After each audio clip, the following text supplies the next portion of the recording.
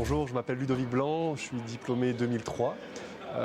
Donc j'ai fait ma prépa à Marseille, ensuite HEC jusqu'en 2003 et j'ai fait une dizaine d'années de banque d'affaires, notamment en financement d'acquisition chez JP Morgan, avant de démissionner pour lancer Blanc, que j'ai lancé maintenant depuis 10 ans.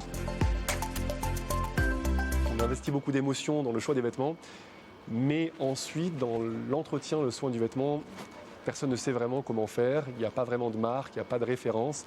Donc Blanc, on est vraiment une marque qui, tout bêtement, on est un pressing écologique, on nettoie les vêtements et on les retouche. Et vraiment, on travaille avec les particuliers et les marques de mode pour offrir ce service après-vente un petit peu du vêtement.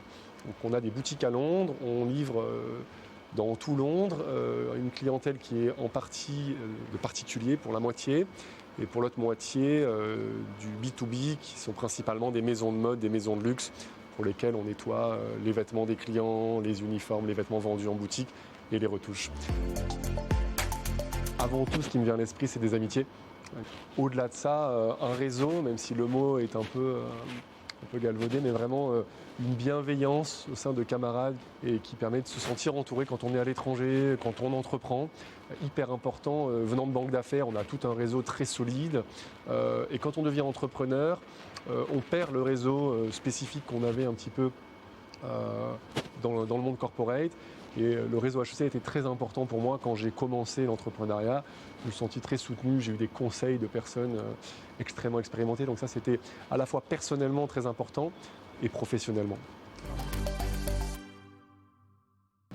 Il faut se donner des périodes où on bosse à fond et puis voilà, des périodes où on va s'occuper de sa famille et petit à petit réussir à combiner un petit peu les deux. Je pense que c'est un challenge pour n'importe quel étudiant, jeune diplômé et professionnel. Moi j'ai monté Blanc, je me suis marié un an après, pas s'empêcher d'avoir des enfants parce qu'on a un boulot prenant, on peut bosser le soir, on peut bosser le week-end et réussir à dégager des poches pour chacun. Très important. On a un tout petit peu plus de flexibilité en tant qu'entrepreneur, en tant que dirigeant d'entreprise, parce que sur le papier, je peux décider de ne pas bosser cet après-midi et de bosser ce soir. Dans les faits, c'est pas comme ça que ça se passe. Personne ne devrait aller dans l'entrepreneuriat en se disant que ça va être facile de gérer. C'est très compliqué et d'autant plus compliqué qu'on est responsable des employés. Donc on a moins de pression qui vient du dessus. Par contre, on a une pression qui vient du client et de l'employé qui est énorme et qui s'incarne dans un moment critique comme le Covid où on se sent responsable de quasiment la survie, mais enfin, le bien-être et la possibilité pour ces gens-là d'avoir un toit sur la tête à la fin du mois. Donc la pression est énorme. Je pense qu'un étudiant d'HEC ou quiconque veut monter sa boîte, le conseil que j'aurais, que j'ai fait un petit peu au début, mais peut-être pas assez, c'est de s'entourer. De s'entourer très vite et très bien. Pas seulement de personnes intelligentes et compétentes, mais de gens très expérimentés. Des entrepreneurs qui ont déjà vécu les mêmes situations.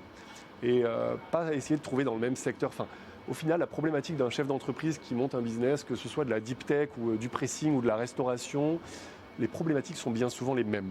Donc, c'est d'aller chercher quelqu'un qui est 5 ans avant vous.